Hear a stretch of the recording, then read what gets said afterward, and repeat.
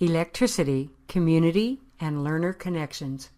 It will probably not come as a surprise to you that there is a gap between the ethnicity, gender, and SES status of the teacher workforce and the student population. It is quite likely that bilingual students will have many teachers that do not look or sound like them. We know that teachers of varying backgrounds can be successful with bilingual learners, but teachers must put in the effort to learn about the cultures of their students and to bring that culture to their classroom every day. We look at life through our own cultural lens, and quite often we are not aware of that lens. It is like a fish that's not aware he lives in water. Here is an example. This table shows developmental milestones across 3 different cultural groups in the United States. Look at row 5. If you came from a middle-class background in the U.S., it is expected that you sleep by yourself at about 13.8 months. However, if you come from a Filipino background, you are not expected to sleep by yourself until you are over 3 years old. People tend to think that milestones are culturally neutral. This is not true. But you might be asking yourself, why does this matter to a classroom? And how is this really going to help me teach electricity to my bilingual learners?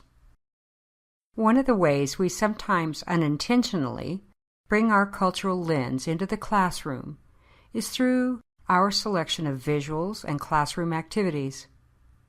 For example, when we say the word farm, we see this type of picture. Your Vietnamese student might see this. Rice paddy farms are much more typical in Vietnam.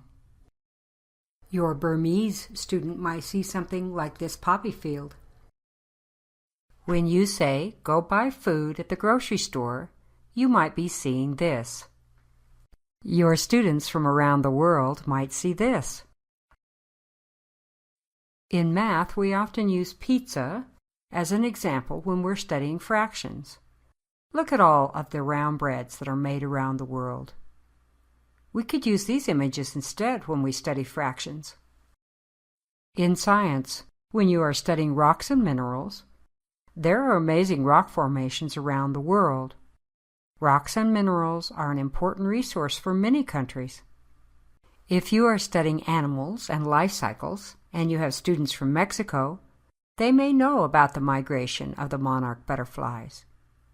Another example, the symbolic relationship that is between the eagle and the snake on the Mexican flag. You might say to yourself, my students were born in the U.S. They identify as Americans.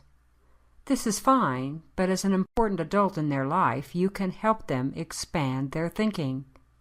We can help students create bicultural or multicultural identities, maintaining their connection to their native country and to their native languages. We also have the opportunity to encourage the idea of global citizenship. Our job is tricky.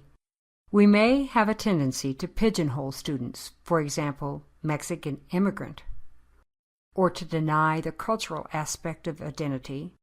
We are all American. We do not want to assume students have the fund of knowledge of their parents' home country. We also do not want to deny home cultural perspective. By denying a cultural component of science, students may feel that science is the world of white Western men. Our job is to give students voice and allow all cultural connections into the classroom. Youth culture is also part of the cultural background of your bilingual students. A unit on electricity allows for many connections to youth culture.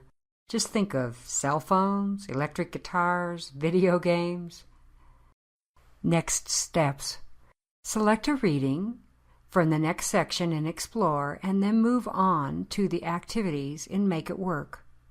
Our quest. How can I connect to the cultural background of the bilingual learners in my classroom?